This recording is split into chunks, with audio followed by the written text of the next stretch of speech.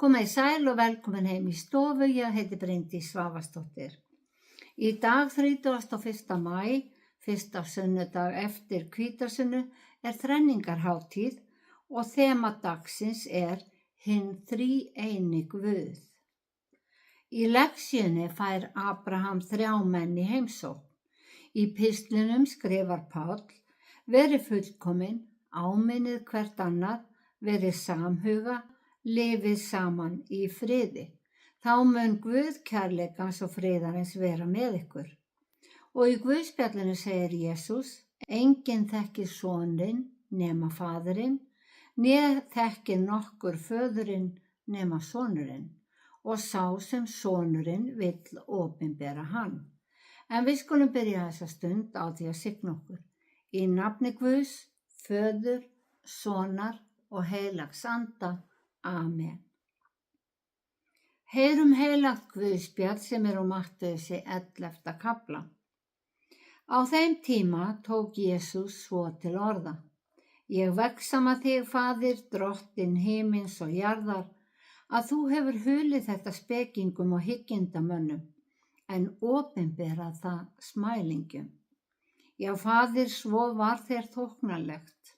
Allt hefur Faðir minn falið mér, og enginn þekkir soninn nema faðirinn, né þekkir nokkur föðurinn nema sonurinn, og sá sonurinn vill opinbera hann.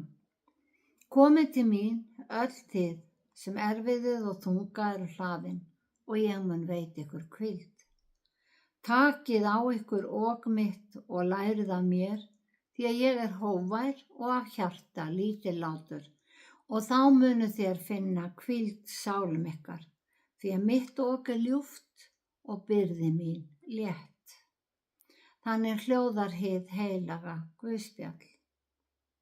Já, þema dagsins hinn þríeini Guð. Einn Guð með 3 birtingamyndir.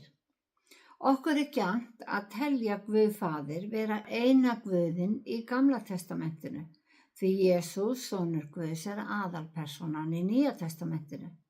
Texti lektíunnar segir að þegar Abraham sá skyndilega 3 menn fyrir framan tjaldið sitt, þá áttaði hann sig á að þetta var drottinn í eintölu. Spurningin sem við fáum aldrei svarað hvers vegna taldi Abraham 3 menn vera einn Guð. Við getum íhugað hvort hinn heilaga þrenning hafi mætt öll til Abrahams, því þarna fáum við einmitt að vita að Guð hafi valið ættföðurinn að þjóð sinni. Eftir 1 ár myndi Guð koma aftur og þá myndi Sara, sem var fjörgömul og komin úr barneign, hafa eignast soninn Ísak. Guð sýndi trekk í trekk þjóð sinni, þar sem manninum ómögulegt að ráða við, það getur hann. Eins og Jesús sagði: Guði ekkert megn. Kraftaverkin sem Guð framkvæmdi voru ekki gerð til að sýna vald hans yfir okkur, heldur til að opinbera mátt hans, hvað hann getur gert fyrir okkur. Spámenn Guðs opinberuðu vilja Guðs sem fáir hlustuðu, og þegar sonur Guðs kom í heiminn þá þekktu hann fáir og í raun var enginn undirbúinn undir komu hans. Þess vegna segir Jesús í Guðspjalli dagsins: enginn þekkir soninn nema faðirinn, né þekkir nokkur föðurinn nema sonurinn, og sá sem sonurinn vill opinbera hann. Öll þekking okkar á Guði opinberast okkur í gegnum soninn, þar að segja sögurnar sem sonurinn, Jesús, sagði.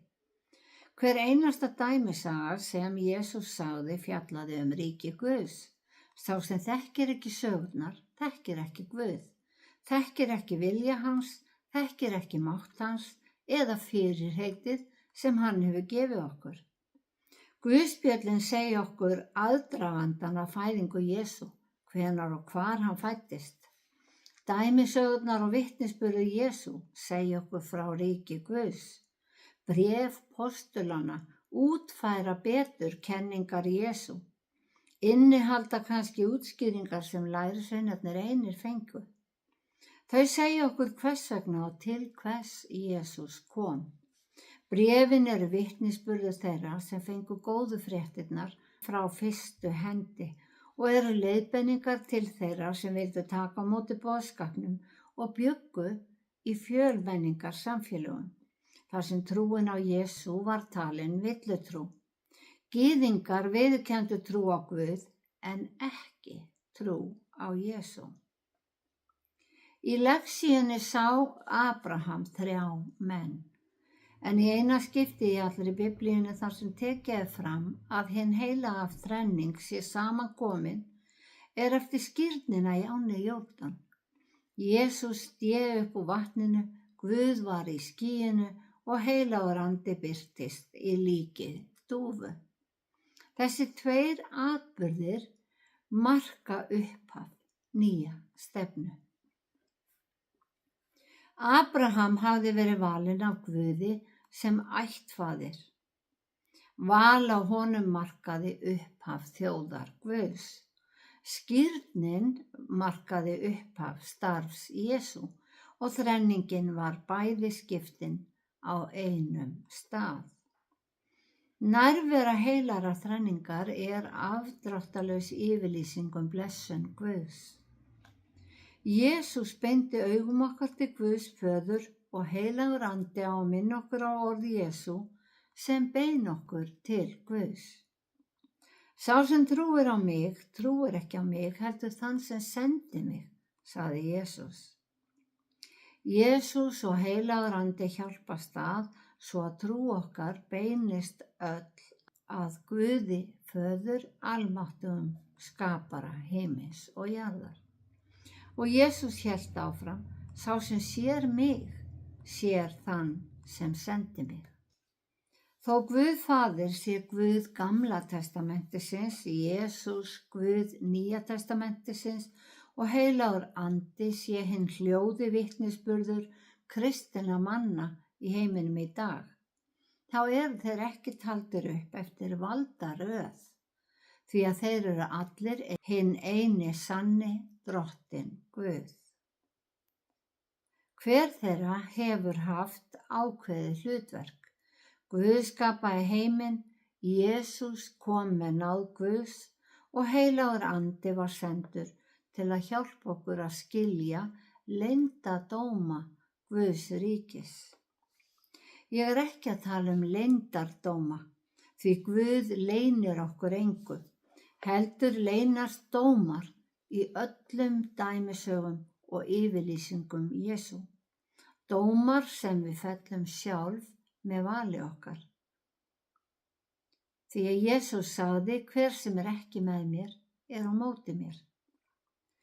Flestir þekkja þann texta sem við köllum litlu Biblíuna, því að svo elskaði Guð heiminn að hann gaf einkason sinn, til þess að hver sem á hann trúir, glatist ekki heldur hafi eilíft líf. Margir þekkja ekki framhaldið. Guð sendi ekki soninn í heiminn til að dæma hann, heldur til þess að frelsa hann. Og í framhaldi þessa vers fylgir dómur.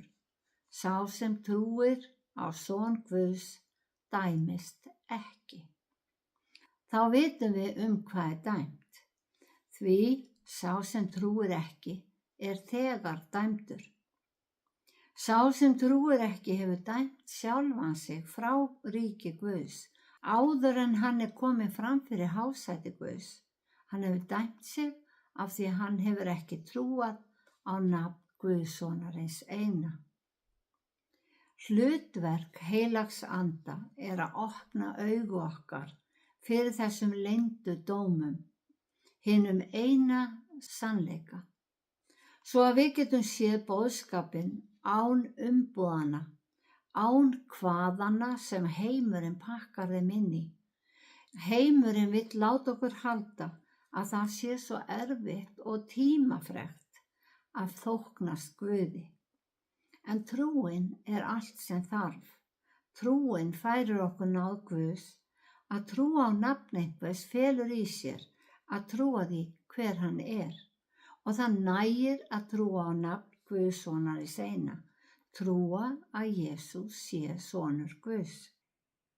Við höfum heyrt að Guð sé allstaðar yfir okkur og allt kring. Myndum við ekki lýsa heilögum anda þannig? Hann á að vera okkur til leiðbeiningar og á þann hátt hann hluti af samvisku okkar. Hann á að hjálpa okkur að skilja boðskapinn, því þannig styrkjumst við og nærum trúna. Og trúin færir okkur náð Guðs. Samfélag okkar við Guð í dag helgað af heilögum anda. Í skírninni erum við skírð í nafni Föður, Sonar og heilags anda. Í trúarjátningunni játum við trúna og heilaga þrenningu. En í fermingunni fá börnin spurninguna: viltu leitast við að hafa Jesú Krist að leiðtoga lífsins? En svo fá þau kannski þessa spurningu frá öðrum: trúir þú á Guð? Þetta getur skapað óvissu fyrir þá sem að komast til trúar. Á hvern á að trúa? Skiptir máli hvort við biðjum til Guðs eða til Jesú? Nei, það skiptir ekki máli því að þeir eru einn og sami Guðinn. Já, þema dagsins hinn þríeini Guð, þríeinn eða þrír í einum. Faðir, Sonur og heilagur andi, sem allir eru einn Guð. Milli þeirra ríkir einhugur og vegna þess að þeir eru einn Guð, þá eru þeir alltaf allir að verki í einu. Þó svo að við sjáum hlutverkaskiptingu í ritningunni. Guð Faðir aðalpersóna guðdómsins í Gamla testamentinu. Hann skapaði allt sem færði mönnum lögmál sem frelsaði menn fyrir verk. Hann vakti upp spámenn sem vöruðu menn við vondri breytni og kallaði menn að koma til sín. Sonurinn Jesús færði okkur hinar góðu fréttir, sannkallað fagnaðar erindi. Hann uppfyllti lögmálið sem var í gildi þegar hann fæddist og gaf okkur nýtt. Fyrir trú á nafn hans verðum við leyst undan erfðasyndinni. Af náð fyrir trú munt þú hólpin verða. Heilagur andi hefur síðan það hlutverk að styðja hvern mann og styrkja á trúargöngunni. Með því að minna okkur á orð Guðs, opinbera sannleikann án nokkurs flækjustigs, segja okkur að Guð elskar okkur eins og við erum og að dóminn sem fellur á efsta degi höfum við sjálf skrifað á hjörtu okkar. Ég trúi á Guð og náð hans og kærleiki með mér alla tíð. Drottinn blessi þig og varveiti þig. Drottinn láti sína ásjónu lýsa yfir þig og sé þig náðugur. Drottinn upplyfti sínu augliti yfir þig og gefi þig frið. Í Jesú nafni. Amen.